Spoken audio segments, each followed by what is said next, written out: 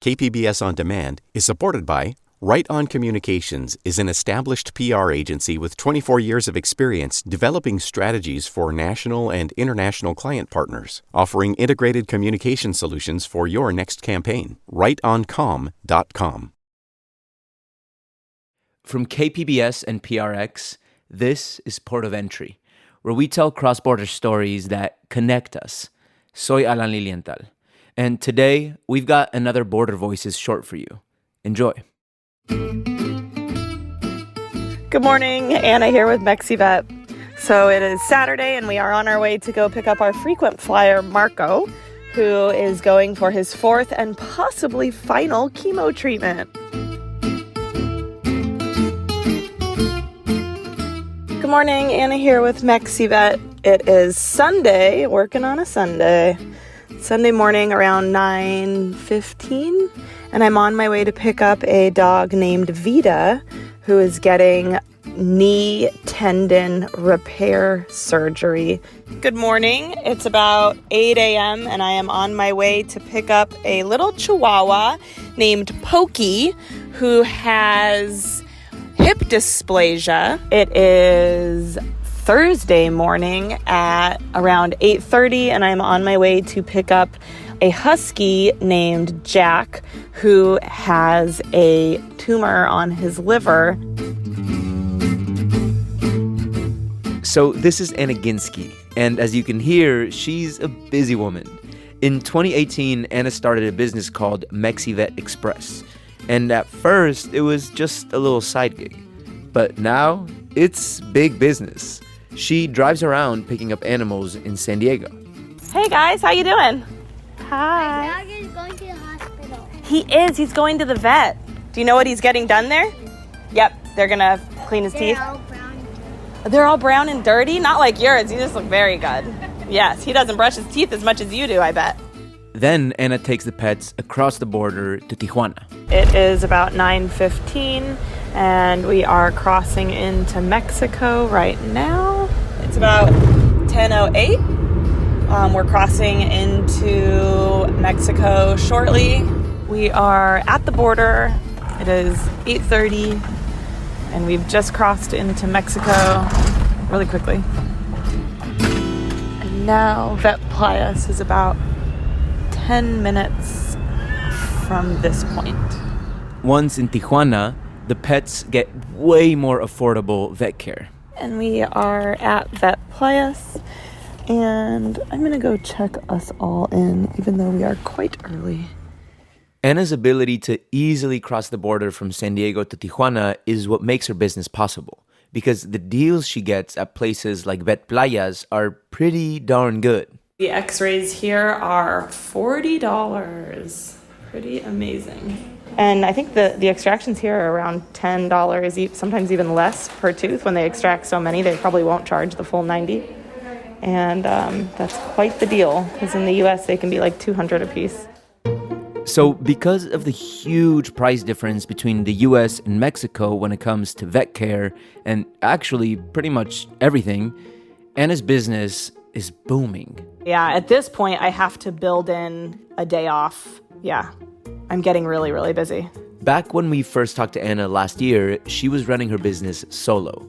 Now she's up to a team of 11.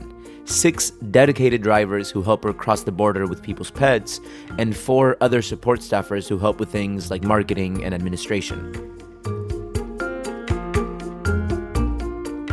I completely understand why Anna's business is taking off. I have a dog that I found in Mexico. His name is Talco, and he's pretty much my son. ¿Qué haces, güey? ¿Qué haces, güey? ¿Qué haces? Talco is a champ, super healthy, so I haven't had to take him to the vet for anything serious yet. But if he ever did need anything done, I would, without question, do anything that I could to get him what he needs. And I'm definitely not alone. Most humans that I know will do anything they can to keep their animals alive and healthy.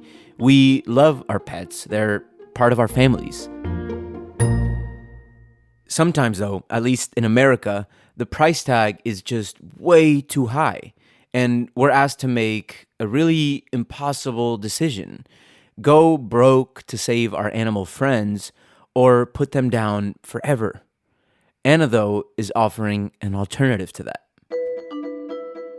So we're here at Moana's home. Moana's just gotten out of the car and the family's had a chance to see her. So how are you guys feeling with having Moana back? Oh, happy. Welcome home, Moana. Yay!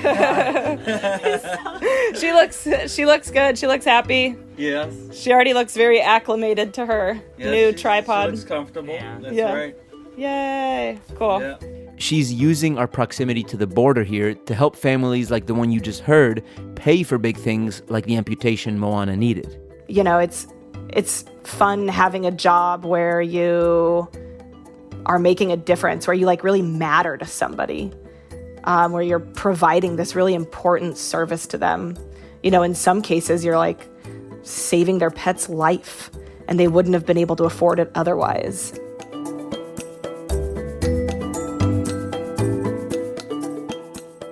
Okay, more Anna and more animals right after the break. Regresamos en unos minutos.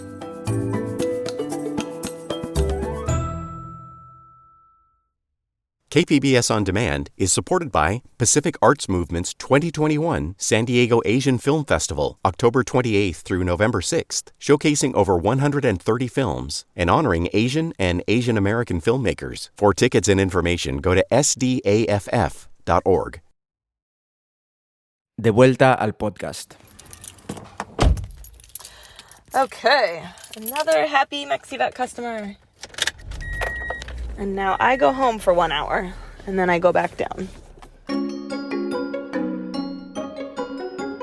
So before Anna was driving back and forth across the border to take pets from San Diego and LA to vets down in Tijuana, she was a barista at a coffee shop. And because she was on a barista's budget, she used to take her own dog across the border for care when she needed it. And that started probably about 5 years ago. My dog got a quote at a vet up here in San Diego for some dental work that she needed. And it was going to be like teeth cleaning, possible extractions, blood work, you know, the usual. And I was quoted upwards of $2,000. And I just kind of had sticker shock, like, oh my gosh, for dental? And I was talking to one of my girlfriends and she was like, we get our dental stuff done in Mexico. Maybe they have like doggy dental in Mexico. It's like, you're a genius. Maybe they do.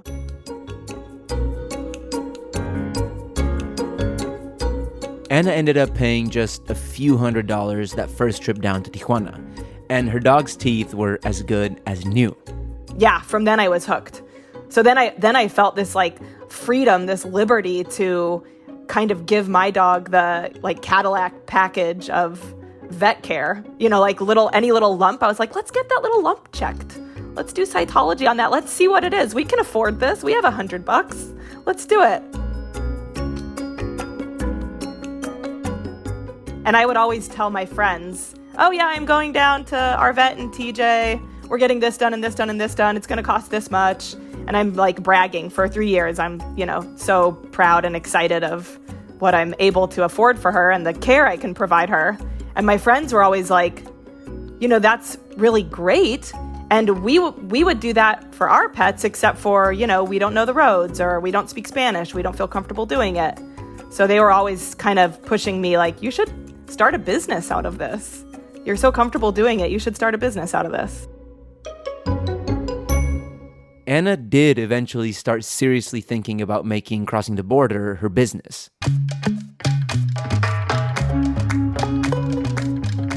So this whole business concept is mostly based on that big gap between prices in the US and Mexico. It's a gap that can be partially explained by stricter regulations in the US when it comes to vet licenses, training, insurance, and a lot more. If you talk to vets in the US, they are not likely to recommend sending your pet across the border, especially for the more serious surgeries. In fact, lots of vets in San Diego probably have horror stories they can share about shoddy vet care they've seen south of the border. But honestly, you can find medical horror stories on both sides of the border. Anyway, there will always be a huge chunk of Anna's potential customers that would never feel comfortable sending their fur babies to another country for care. But for those who do feel comfortable with the concept, Anna's cross-border pet service business relies on the convenience she's offering. People from the US are definitely willing to pay others to do the sometimes frustrating and long cross-border drive for them. But also, the business benefits from this pervasive fear that so many people in the US have when it comes to Mexico, and especially Tijuana. Lots of folks still think they're in some kind of danger the minute they cross the border. Anna, though, she's always felt super safe in Tijuana. I have always loved Mexico. Like I've always loved Tijuana. I've always been the one in my friend group to organize, like, let's go to Valle de Guadalupe. Let's go just grab a few beers and tacos across the border. And for me, I knew the streets. I speak the language. I feel very comfortable. I mean, even just feeling comfortable is kind of a mindset, And so I've already kind of been able to establish that mindset of safety and comfort across the border.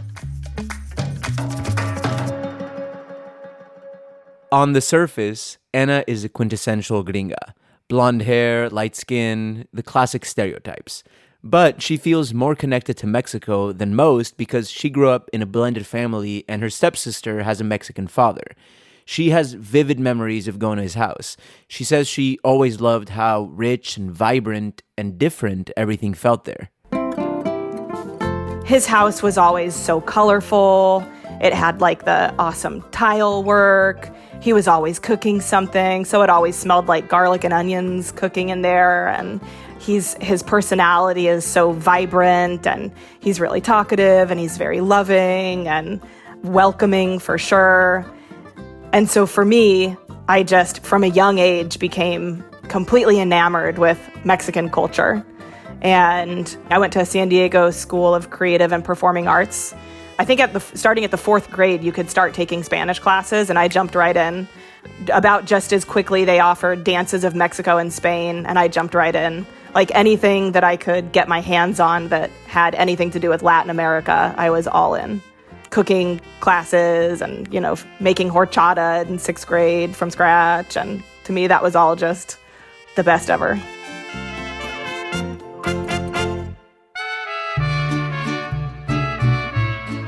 Anna's family would also do occasional trips down to a fishing village at the tip of Baja, and her school would sometimes take trips to orphanages in Tijuana and Rosarito.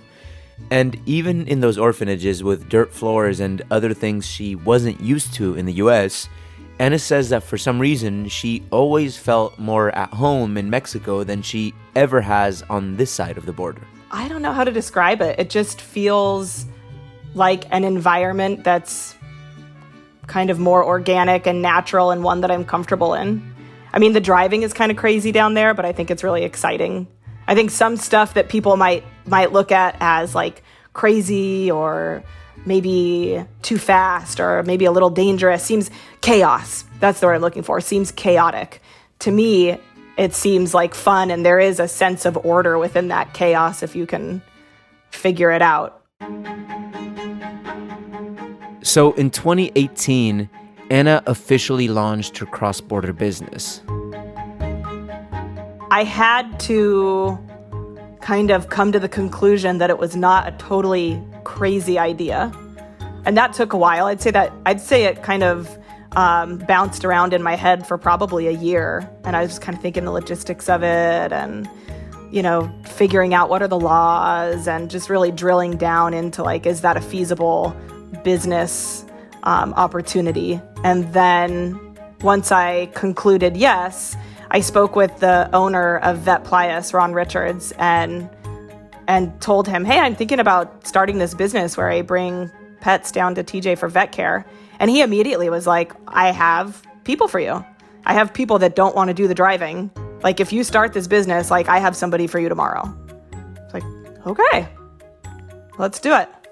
And it was pretty much that quick. I started having clients pretty quickly. For a few years, though, MexiVet was Anna's side gig. But then the pandemic hit, and she decided she didn't want to be exposed so much in so many different ways by working multiple jobs. So she quit everything that wasn't MexiVet and threw herself into her business full time. It's funny when you put all your attention into something, how suddenly it grows and you realize like, wow, I can't go back. I can't even go back to any other jobs if I wanted to, because now that I've, cut off the other jobs and put all of my attention into this, it's blossomed. So for a short time, when the federal government closed the border to everything but essential travel, Anna thought her new business might have to shut down. But she looked into it and found that veterinary care is considered essential. So she was able to keep things going. And actually, the pandemic made her business grow even faster. Vets in the US were limiting visits and getting jammed up with backlogs. For Anna, that meant even more people looking for outside-the-box opportunities, like sending their pets to Tijuana for care. Yeah, I definitely have during the pandemic, I have picked up more clients. The border crossing it's been a little bit unpredictable. I feel like before this whole COVID thing started, I had it kind of down to a science. But now you never really know how many guards are going to be staffed in the booths. And so sometimes there's a serious bottleneck effect. It's kind of hard to anticipate, but for the most part, it's been fine.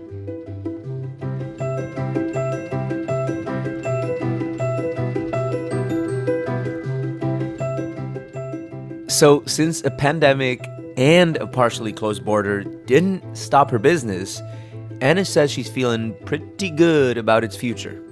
Her plan is to possibly expand the business idea to other cities along the US-Mexico border. Yeah, I think the expansion opportunity, any business, the expansion opportunity is only limited by what you can conjure up. MexiVet is like my baby, and it challenges me all the time. I'm learning so much with it. I'm growing so much with it. And, I love the business that I'm creating and all the people that I get to meet because of it and all the stories that I get to hear. And, I cry with clients like probably at least every week, oftentimes like tears of happiness or, whatever it is. So it's been the business that I'm creating is means so much to me.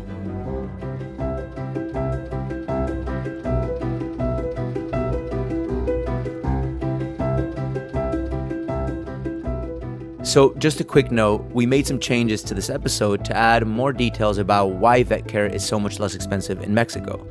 Thanks to some of our vet pals in San Diego for voicing their concerns. If you want more info about Anna and MexiVet, join our Transborder Facebook group. We'll put a link in the episode notes, or you can just search the word Transborder or Fronterizo in Facebook groups and you'll find us.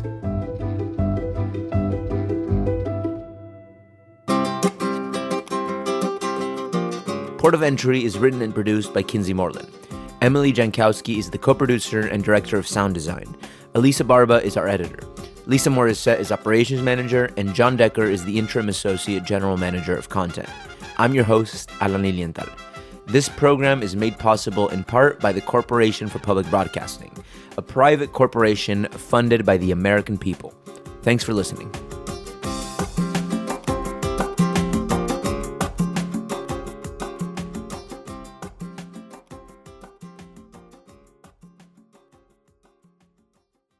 KPBS On Demand is supported by the San Diego Repertory Theater, presenting Mother Road, A Grapes of Wrath for the 21st Century, from acclaimed Latinx playwright Octavio Solis, live on the Lyceum Theater stage. Shows running October 7th through October 31st. Tickets available at sdrep.org.